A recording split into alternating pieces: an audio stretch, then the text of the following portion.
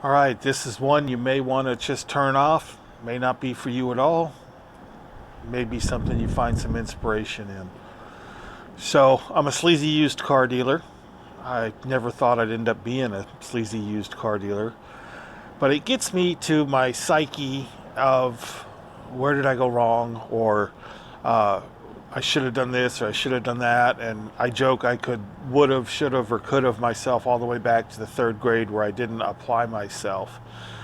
But I am a firm believer that we are all exactly where we're supposed to be. And that for any wrong turn, fork in the road, path not taken that we're on, you don't know exactly where you would have been. Let me explain.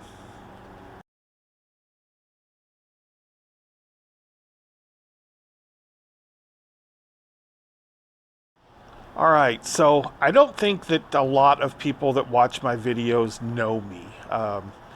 My friends know I have YouTube, but if they don't have a car title question or they didn't want to see a recipe, it's just not something that they have time for, and I totally get that. Um, but anyway, so one of the things that always runs in my head is the would have, could have, should have. Did I make the right choice here? Why did I make the wrong choice here? If I'd have done this, I'd have been in a better spot. And I joke I can do that all the way back to third grade.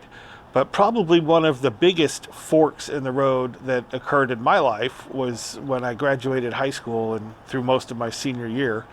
My grandmother in Maine literally was begging me to come move into her basement apartment in Maine, and she would pay for me to go to college.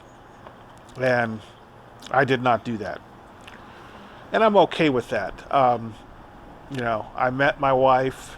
I wanted to be with my wife. She was a Texas girl, and there was no way my Texas girl of 21 years old with a 4-year old was going to move all the way to Maine and live in a basement apartment. It just was not going to happen.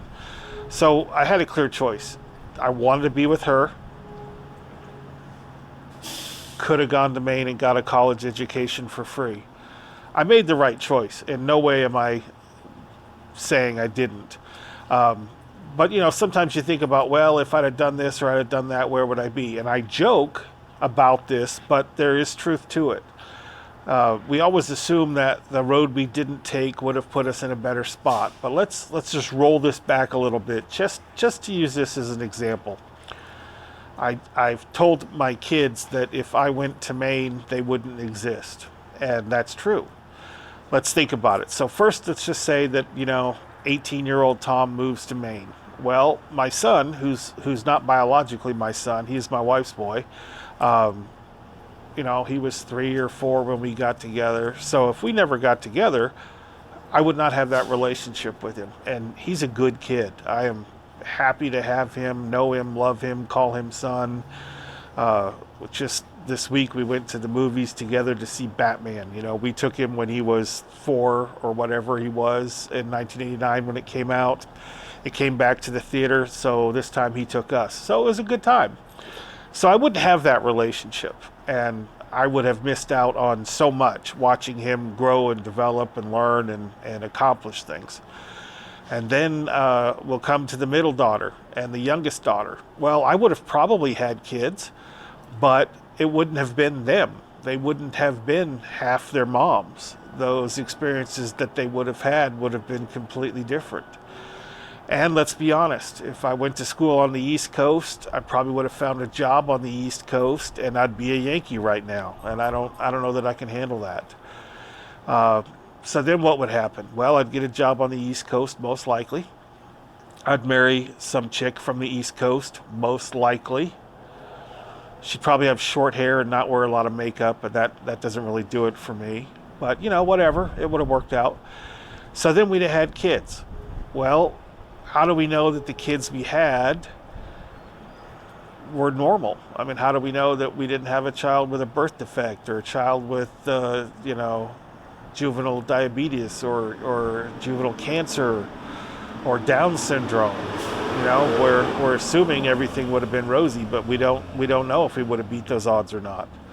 How do we know that when they got through high school, whereas my kids were big into academics and athletics, how do we know that the kids with the new lady wouldn't have got in with the wrong crowd and become drug addicts, stealing from us and making shit choices and ended up working a stripper pole or something? We don't. Instead, the kids I have are college educated and have good, stable jobs and a good life. So we don't know that it would have been any better off. How do we know that I even could have had kids? What happened if I married a woman that we found out couldn't have kids? Would we have been able to adopt? If we were able to adopt, would it have been a good situation, or would it have been somebody's crackhead baby that was born to a mother that was a crackhead that had developmental or mental issues or anger issues? You don't know. And you always think things could be better, but you truly don't know. What if the woman I married ended up having breast cancer and she died at 30 and I had 4 small kids to raise? What if I was driving down the road in the winter on the East Coast and I slid off an icy road into a river and drowned and my life ended at 30 or 35 years old? So that's my point. I think for some people, I'm one of them.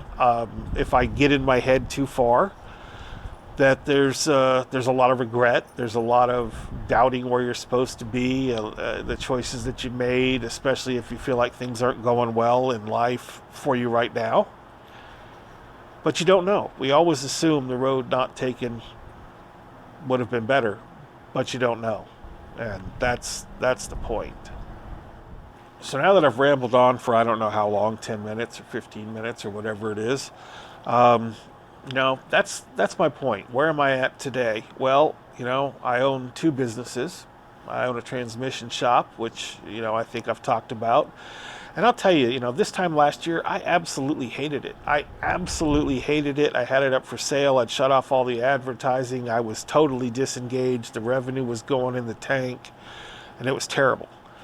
And I had made a video about this change of heart that I made, which really I equate to prayer. It was in October. No, it was in November. We were supposed to sell it that week. The guy sends me this text message that says, "Yeah, hey, we couldn't make a deal with the landlord. We're out." Well, that wasn't the reality. The reality was the landlord had already told me that the lease was agreed upon and he was waiting on them to sign it.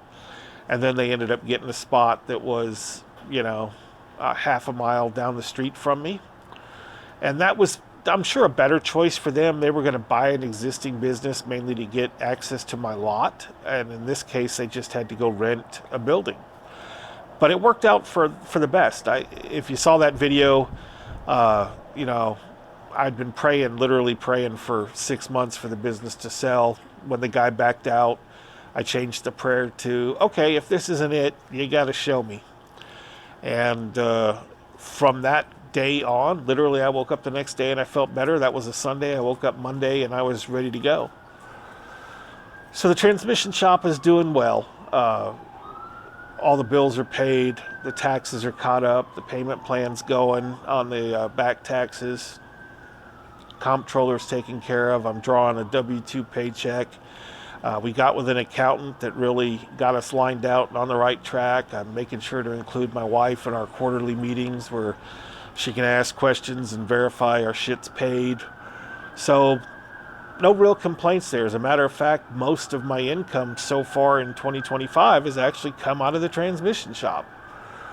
So, that one was another one that was a series of missteps. I had a guy that wanted to be my partner because he needed my money, so I went in with him on a shop when really I didn't know anything about a shop. And then shortly after, we decided that we didn't want to be partners, and then we argued over who's buying who out, and my dumbass bought him out with no industry experience, and then we had COVID and blah, blah, blah. But all that to say, it is apparently where I'm supposed to be. I have the car lot. I only ever sell 5-6 cars at a time. I'd like to get it up to 10. I have a few investors that have put some money in that are getting a nice return, and they're allowing me to get more cars up. Still haven't quite figured out the flow, if you will, for cars. The shop seems to be just busy enough. My guy has trouble getting to the car lot cars.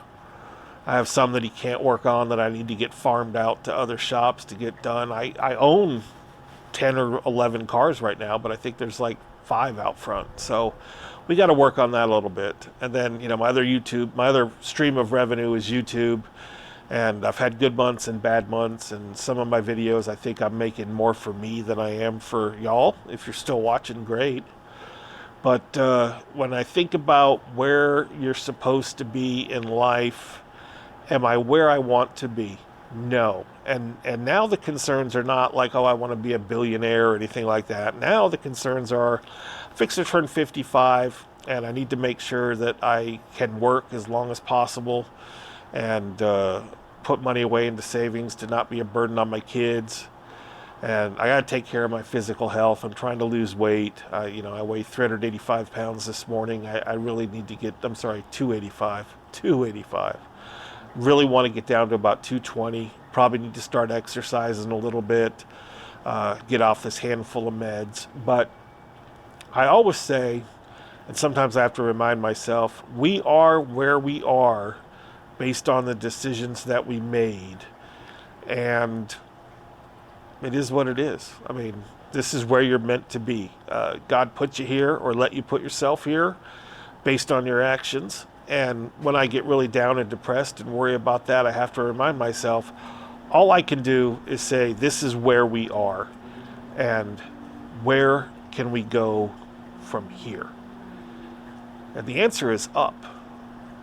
We can make better choices. We can learn from the mistakes we made. And the more mistakes you've made, the more education you've gotten. So that's the video for today. If you watch this on the other channel, you're probably like, what the hell is this dude talking about? So we'll be doing more filming for that channel.